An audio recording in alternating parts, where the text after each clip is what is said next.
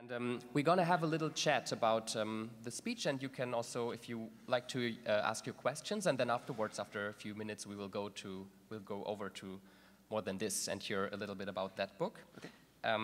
So Patrick, we heard you talking about a certain moment of your childhood, and we will hear later in the beginning of your novel, More Than This, and whoever reads these and also your other fascinating works must ask you maybe one question to begin. What the hell is so charming about death? Could we maybe turn the house lights up a bit? Just so I can see everybody? That'd be great. There you go. Oh, you didn't like there's that. Actually people. Oh, shit, he can see us. Well, see, the thing is, I think that, I don't know, writing about death. You guys like reading about death, don't you? Yeah, you do. I get asked a lot about darkness in writing for teenagers, but the answer to that question is always, all you have to do is read what teenagers write themselves. I have read fiction written by you. I've judged short story competitions of short stories written by teenagers, and they are way darker and more bleak and harder and sadder and more tragic than anything I'd ever be allowed to publish. So I think if I don't talk about things that are dark, then I'm kind of leaving a reader to face it by themselves. And I think that's the immoral thing. So I mean, and death is teenage years are a time when you're pushing taboos. You're finding out who you are. You're coming up to the borders of yourself and saying, can I cross this? Can I try something different? Am I this person? And death is the biggest taboo. It's the biggest boundary. And hopefully you won't cross it, but to think about it, to ask about it, to engage in fiction with it, I think is necessary, and especially for young people. And remaining with this topic maybe a little bit, what moves these young people and what you read in their stories too. You talked about your personal cry in the wilderness as being represented in your literature. Yeah. And I know that you once stated you get tons of letters from fans and from young people who read your books. So what are the kind of stories that are being told in that letters? Oh, no, I would never say. No? No, those are private. Well, that makes it sound dirty. Yes, people are sending me porn. They're not. And please don't. Jesus, that's illegal. No, it's more, it's like a monster calls. You know, people will often talk about, or 7 Minuten nach Mitternacht in German. That was some very fast German from me, thank you. They tell me about that, you know, either they've had an experience like that of losing a parent or losing a friend. And I don't think, my feeling is people don't want to start a conversation about it. They just want to say, you know, I read your story and I heard it and this is my experience back. And that's fantastic. That's great. That's just, wow. I mean, what a great job I've got. I realized a little, maybe you can call it gap, in what you spoke about. And in fact, it seems that there is something captivating in this gap, in this little in-between space. When you were 8 and 17, you said, you did not have a voice, and now that you're 42, you told us that you now have one. So what happened in between that made you find a voice, and maybe your topic, and with this maybe also a little bit kind of yourself? Oh, gosh. Like, was that a long process, or was there a turning point, or what? I don't know, I think you start finding your voice when you're 15, 16, 17. I think that's when it begins. Because it's sort of when you are, there's a point much younger, there's a point sort of 8 or 9 where you realize that you're not your parents and that you you can make choices outside of them and you can decide for yourself on topics. And I think that begins the process. And then when you're 15, 16, 17, you start realizing I have a worldview all of my own and I can have experiences that my parents don't share, that my friends don't share. And so I think that's where it begins. And I don't know, I think life is just an ongoing process of finding a voice. I say that I have a voice now, but I have my current voice, and it'll change, and it'll grow, and it'll become different stuff, and I hope so. Otherwise you stop growing, and I think that's when you start dying. So that's really, yeah, for a Wednesday morning. Good morning, you're all going to die.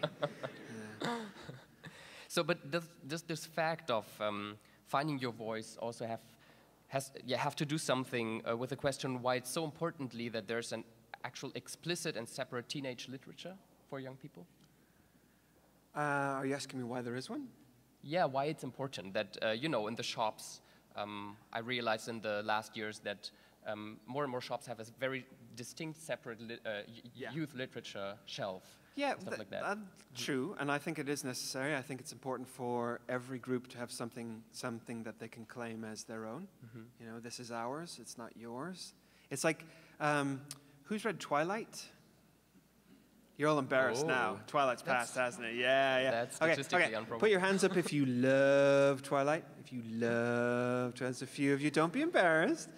Okay, put your hands up if you hate Twilight, if you think it's just terrible. Yeah. The important thing, and this is really important, the important thing is you're both right. You're both right. If you hate Twilight, don't let anybody tell you have to love it. But if you love Twilight, don't let anybody tell you have to hate it. Reading is personal and private, and however you feel about Twilight, you're right. But Twilight is a good example because Twilight, I am not particularly a fan of Twilight. I don't think the writing is particularly good. She's made millions, she's made billions, I think, so I can say that, but she'll be fine. Oh my God, some guy at the Berlin Literature Festival criticized me. But what's important about Twilight is that my opinion does not matter. It does not matter because Twilight does not belong to me. It belongs to you. And so, the millions and millions of people who read Twilight and loved it don't care what I think, and I think that's really important, to have something that's your own, that you have your opinion over, and other people's opinions do not matter. I think that's really, really important. Plus, I mean, you're all sort of 16 to 18, is that right? Yeah. So, you read teen literature, yeah? But how many people also read adult literature? Yeah, the boundary is really porous. There's lots of boundary crossing. So it exists, but it's not the only thing, which I also think is important. We heard you, we heard that instead of, for example, like having perspective, a perspective such as killing yourself or fighting who you were actually starting to write. And so my final question about your speech would be, what is it about this space of writing that makes it so powerful and maybe also so magical, or something that creates such a, attraction about it? Oh God, I don't know. I mean, I'll ask the question again. Anybody here want to be a writer? There was one person over there, I saw it from backstage, but I can't remember. You're such chickens, God. What cowards. Okay, see, the thing is, if I had been out there, age 17, I wouldn't have put my hand up either, so that's okay. I would have been too embarrassed. I would have thought it was like saying you wanted to go on The Voice or something, and which is really embarrassing. But I don't know. It's when writing is the same as any kind of art. It's the same as kind of any expression. It's sculpting or dancing or singing. It's a way, rather. It's a way of making the world make sense. It's a way of, I don't know, the world makes no sense. The world is huge and difficult and contradictory and scary. It's also great and full of love and happiness and brilliant stuff. So how do you make sense of that and stay sane? And I think writing is a really good way to do that. Writing is just a way to say, at this moment in time, right now, this is how I see the world. And that's great. That's great. And it'll change. If a year later you write a story, it'll be different, and it should be. So I think it's just that. I think it's a way of making sense of the world. Am I talking too fast? I talk really fast. No. I think it's fine. But now it's your time to talk, actually. So if you have any questions about the speech, so we will get to the book just afterwards. But if there's anything you want to share or ask, please feel welcome. And we have two microphones in the hall. See, now the problem is that I heard at the beginning that there are several different schools here. So if it was one school, it wouldn't be a problem. But since it's competing schools, everybody goes really quiet. I did an event 2 years ago in Hamburg, and the moderator was saying, who is here from Sechste Jahre? Who's younger than you? Sechste Jahre. And a big cheer for Sechste Jahre. And who's from Siebte Jahre? And a big cheer from Siebte Jahre. And he stopped, and then at the very back of the room, you heard this little voice go, Fünfte. That's so sweet. So it's fine. So if Fünfte can talk, you can talk. Or we can do reading. We just do questions at the end. I don't. We can do that too. So, are there any questions? We have microphones in the hall. They are. Yeah, there. There you go. There's the first one. It's getting to you. Hello. Hello. Okay. So you touched the topic of representation in media quite a bit, about needing to see people in books that are like yourself. What is your opinion in general on people who aren't, for example, in a minority group like you are gay, so obviously you'd not have that hard of a time writing a gay teen. But what is your opinion on people who aren't in a minority group writing books about them? What's your opinion? Well, I think that's pretty obvious. I think in general, it's a good idea, but you need people telling you if you're doing it right or wrong, and you should be really open about it because you always need experience, or else you can't do it. Thank you. Thank you. Well, okay, there's two approaches to the question. Are you all right? Are you okay? You okay? Good, good. There's two approaches to the question, and my first response is always an artistic one, and the artistic part of me, and hear me all the way through, but the artistic part of me always says that I will not be told what I can write by anyone. I won't be told that you can't write this. I won't be told that you must write this. I am the one who decides that, even for the very best of reasons, and that is a very good reason. I'm the one who decides what I write, because if I'm not, then it's not an expression of me, and it's not any kind of art, and it's not anything that anybody might want to read, because it's not true. It's not the truth as I see it. So I absolutely reserve the right to write characters who don't look like me, or who don't have the same experience as I do, because you must. Having said that, the answer to your question, I think there are two answers to your questions. One is I absolutely think that non-minority writers can and do write wonderful minority characters. Because if you live in the world and you observe the world, a book is meant to be a reflection of the world as you see it. So unless you live in an all-white, all-straight, all-male world, that would be really exciting. No, I'm kidding. I'm totally kidding. Be prison. Then if you're not doing that, then you're kind of lying. You're lying about what the world is really like. You're lying about what the world is seeing. And that is also not art. So if you're not doing it, I think you're doing something wrong. And the other answer to that question is the real need for more voices, for different voices to hear, for different voices to tell their stories. And that's getting better. Still not brilliant, but it's getting better to read a novel by somebody whose life experience is completely different than mine and yours. How exciting is that? And so that there's two answers to the question. Yes, write the world as you see it, with an open mind, as you say. And it's the kind of life philosophy, which is my life philosophy, which is just do your best and try not to be a dick. And that kind of covers a lot of bases, you know? Just do your best and try not to be a dick about it. And read books by people who don't look like you. Buy them, support them. See the world in different ways. So yeah, I agree with your question. Got a lot of answers to it, but yeah, good question. And brave to be the first one. Well done, you. Thank you. Oh yes, yeah. And a round of applause. Yeah. So maybe it's a bit easier now if there's another, maybe second question. Yeah, in the very front here, like third row. Any other one for the next one? Then we can also already pass the microphone there. Hi. Hi.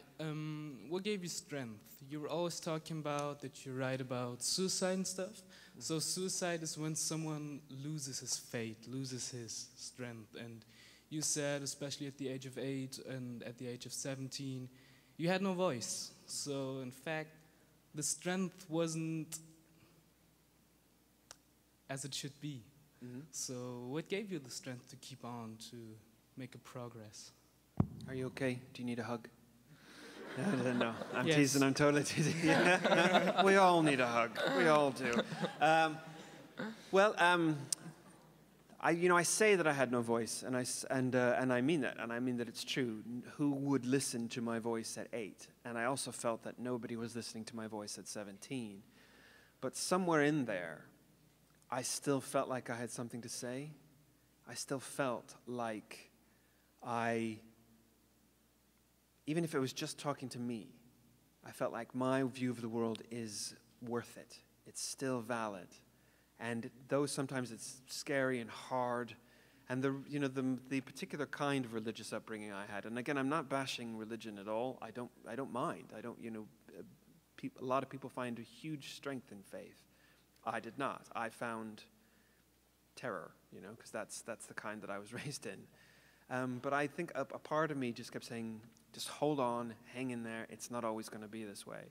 And my whole willpower was directed towards that moment when I moved out, when I had my life of my own. I thought that's worth waiting for. That's worth fighting for, because it's mine and it's going to be mine. And so that I think is what it was. I at the same time as not believing in the future, at the same time as believing that the world was going to end next Wednesday, I also thought, no, just hold on. And when you're on your own, then my God, you can smoke, you can drink, you can get laid, and that's going to be great. And it is. It's fantastic. Just you wait. No, I'm kidding. And so I think it was that. I think it was just. Strength is a funny old thing, and it's a funny old word because it doesn't feel like strength. You don't feel strong when you're 8. You do not feel strong, and you often don't feel strong when you're 17. But maybe you really are, because withstanding and with living through it is hellaciously strong. So maybe that's it. I don't know that was a very good answer, but that's what I'm thinking. Yeah. I was wondering if you could give a quick follow-up on what happened to Fictional Craig, because you said that he was kind of getting uncomfortable with knowing that you were gay and that you two were having these, so to say, dates when they weren't dates. Yeah. It was. We actually talked about it. I didn't admit anything. But like I said, he was a decent person, and it was his last year of school, and I think it's just we were getting older and kind of noticing that kind of stuff. And so for a while we just went out with friends, and I think he saw that it was still the same as it ever was. And then I totally did not fancy him. My God, no. And it kind of worked out because, as I say, he's a good person. So we kind of got there. But, it would have been a hell of a lot easier if I had been able to be honest, if he'd been able to be honest, if the world had been different. And so you change the world by writing books in which the world is already different and showing people how it can be. So it worked out. And, we still, I wouldn't say we still talk. It's been 25 years. We live in different countries. He's a member of a SWAT team.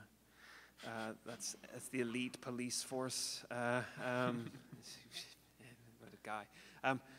But yeah, it worked out. But it would have been a hell of a lot easier if there had been something for us to read about it. Why is that like your friend next to you? Are you trying to tell him something? It's okay. Both of you, you're going to be fine. Yeah.